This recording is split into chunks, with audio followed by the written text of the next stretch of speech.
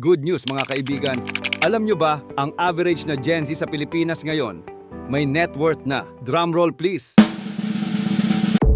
zero or negative. Woo! Negative talaga. So, saan nga ba ang good news dyan? Well, pagdating nila ng 27, baka positive na. Mga 400,000. Oh, di ba, progress is progress. Pero paano nga ba nangyarin to? Lahat ba ng kasalanan ay dahil sa milk tea at samgyup? O baka naman, may mas malalim pa tayong dapat pag-usapan. Tara, samahan niyo ako. At himayin natin kung bakit nga ba Gen Z ang pinaka-challenged pagdating sa pera. Hindi na bago sa atin ang kwento ng utang. Si Mark, 25 years old, call center agent sa BGC. Sabi niya, parang habang buhay na lang akong may utang. Kahit anong sipag, parang laging may babayaran. Relate ba kayo? Kasi ako, parang ganun din nung nagsisimula pa lang ako. Pero teka, bakit hindi na lang sila magsikap sa trabaho, di ba? Sabi nga ng matatanda, magbanat ka ng buto. Pero guess what? May trabaho na nga sila. Pero parang kulang pa rin. May kakilala akong Gen Z, si Trina. First job niya sa isang malaking BPO. 18,000 ang sweldo. Pero halos kalahati, napupunta sa pamasahe, pagkain, at syempre, utang sa Shopee at Lazada. Sino ba namang hindi natukso sa online sale, di ba? Ayon sa survey ng Bangko Sentral, 62% ng Gen Z sa Pilipinas na stressed sa pera. Highest among all age groups. Hindi lang sila basta praning, may dahilan talaga. Mababa ang sahod, mataas ang utang, at parang hindi na natatapos ang bayarin. As of 2023, halos 20% ng Gen Z dito sa atin below the poverty line. At hindi dahil tamad sila. Karamihan may trabaho at marami pa nga 2 o 3 racket. Yung iba, nagde-deliver ng food sa gabi, tapos online seller sa umaga.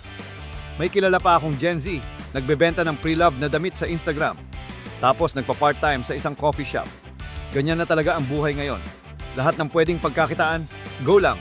Pero kahit ganun, 65% ng Gen Z, wala pa ring ipon na sapat para sa 3 buwan na gastusin. Kaya pag may emergency, credit card agad ang takbuhan. Alam nyo ba, 1 in 5 Gen Z, maxed out na ang credit card. At hindi lang yan dahil sa taas ng interest rates ngayon. Parang imposibleng matapos ang utang. Parang forever na lang silang magbabayad. Hindi lang sa US nangyayarin to, ha? Dito sa atin, mas ramdam pa. Imagine, average condo rent sa Metro Manila ay 15,000 to 25,000. Kung minimum wage earner ka, halos buong sweldo mo, upa lang. Kaya karamihan, balik sa bahay ni nanay at tatay. Alam nyo ba, 58% ng Gen Z dito nakatira pa rin sa magulang. Mas mataas pa kaysa noong panahon ng mga magulang natin. At syempre, hindi mawawala ang peer pressure. Lahat ng barkada, may bagong phone, bagong sapatos, o nagta-travel. Tapos ikaw, nag-iisip kung kakayanin pa ng budget mo ang isang cup ng milk tea. Social media pa, puro highlight reel ng buhay ng iba. Kaya minsan, napapabili na lang ng hindi kailangan para lang in sa tropa. Pero hindi lang yan ang problema. Ang laki ng gastos sa basic needs. Kuryente, tubig, internet. Lahat tumataas. Tapos, tuition fee pa. Alam nyo ba, ang average tuition sa private university dito, umaabot na ng 100,000 per year? Kahit sa public, may miscellaneous pa rin. Kaya karamihan, student loan o utang kay ate 5-6 ang bagsak. May kilala akong Gen Z, working student, nag-aaral sa umaga, nagde-deliver ng food sa gabi. Sabi niya, minsan 1 meal lang ako sa isang araw para lang may pang tuition. Grabe, di ba? At pag graduate mo, akala mo, okay na. Pero hindi pa rin. Ang daming fresh grad, hirap makahanap ng trabaho. Sobrang dami ng applicants, tapos ang daming requirements. Dapat may experience, dapat marunong sa ganito, dapat ganyan. Saan ka kukuha ng experience kung hindi ka pa nga natatanggap? Kaya karamihan, napupunta sa gig economy, Grab, Foodpanda, online freelancing, racket dito, racket doon. Flexible nga, pero walang benefits, walang job security. Yung iba, kahit may full-time job, kailangan pa rin ng side hustle para lang makaraos. At hindi lang yan, may mga boss pa na ayaw mag-hire ng Gen Z. Kung titingnan mo kasi yung work history nila, halos di nagtatagal ng 1 taon. Nagpapalit ng company na kasing dalas ng pagpapalit ng cellphone. Tapos, andyan pa ang utang. Online loans, credit card, utang sa kaibigan, utang kay nanay. Parang cycle na hindi matapos-tapos. At syempre, may pressure pa mula sa pamilya. Kailan ka mag-aasawa?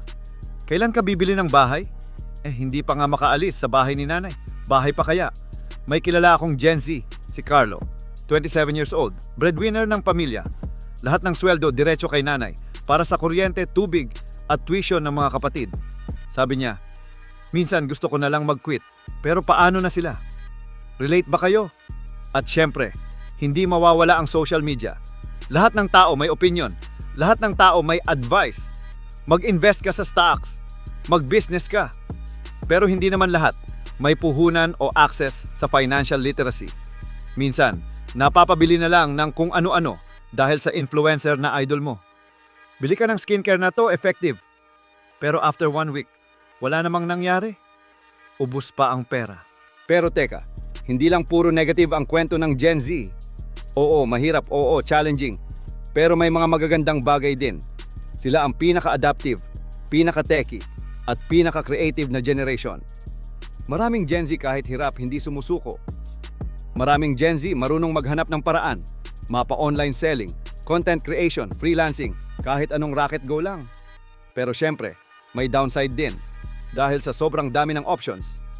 Minsan, overwhelming. Minsan, parang walang direction. Minsan, parang laging kulang, laging may hinahabol. Pero teka, bago tayo magpakalunod sa kadramahan, pag-usapan naman natin ang mga magagandang katangian ng Gen Z. Hindi naman puro utang at milk tea ang buhay nila. No, tech-savvy and adaptive. Sila ang digital natives. Kahit anong bagong app, bagong platform, bagong technology, kayang-kaya nilang aralin. Kaya maraming Gen Z nagtatrabaho sa tech industry, nagde-develop ng apps, nagmamanage ng social media, o nagtuturo sa mga boomer kung paano gamitin ang Zoom. Napakaraming opportunity ngayon sa tech industry. Creative and entrepreneurial. Maraming Gen Z hindi kontento sa tradisyonal na trabaho. Gusto nilang gumawa ng sarili nilang paraan. Kaya maraming Gen Z nagbi-business online, nagbebenta ng handmade crafts, nagko-content creation, o nagtatayo ng sarili nilang brand. Magandang senyalis ito kung gusto nating lumago ang ating ekonomiya. Socially aware and activist. Sila ang generasyon na concerned sa climate change, human rights, at social justice. Maraming Gen Z nagvo-volunteer, nagpo-protesta, o gumagamit ng social media para magpakalat ng impormasyon at mag-organize ng mga movement. Open-minded and inclusive. Sila ang generation na tanggap ang lahat, basta walang inaapakang tao. Maraming Gen Z open sa iba't ibang kultura, gender identity, at sexual orientation. Kaya maraming Gen Z nagtatrabaho sa diversity and inclusion programs, nagpo-promote ng equality, o nagsusupport sa LGBTQ+ community. Resilient and resourceful. Kahit ang daming challenges, hindi sila sumusuko. Maraming Gen Z marunong maghanap ng paraan, mag-adapt sa bagong sitwasyon, at mag-bounce back mula sa failure. Kaya maraming Gen Z nagtatagumpay sa buhay kahit mahirap ang simula. So Gen Z, kayo ba talaga ang pinaka-challenge na generation? Siguro. Pero kayo rin ang pinaka-capable na generation. Mayroon kayong mga katangian na wala sa ibang generation. Mayroon kayong tech savviness, creativity, social awareness, at resilience. Kaya huwag kayong magpadala sa mga negative stereotypes. Huwag kayong sumuko sa mga challenges. Gamitin nyo ang mga strengths nyo para magtagumpay sa buhay. At huwag nyong kalimutan na kayo ang future ng Pilipinas.